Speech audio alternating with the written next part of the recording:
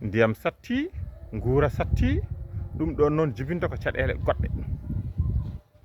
ɗeɗon caɗele noon alay sago hay ndiyam ɗam jarnata jawdi ndi a soodoyat ɗum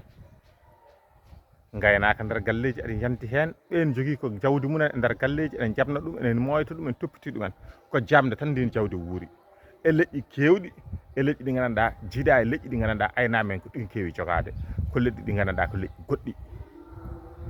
ɗiɗon leƴƴi noon kadi ɓe ndena ɗum ɓe jabna ɗum ha hitande darto mo wuuri e on sa soɓe darni ɗum e jeereji ɗi coggulu mumen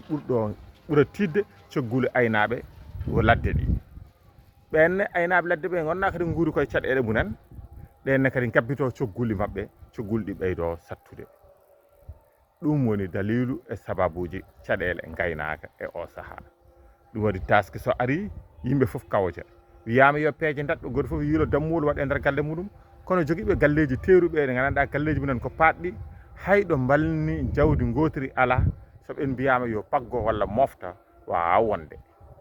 ɗum ne ko caɗele goɗɗe ɓe mbawa ɗaccude tan ko ha balɗe ɗiɗi balɗe tati heddo e julde ɓe jaaha ɓe codoya te ɗum ne kadi wuyɓe gappata nden noon jamfaji ne heewi hen caɗele ne keewi hen ɗum ɗon saabi coggolɗi ɗi kadi ɓeydo sattude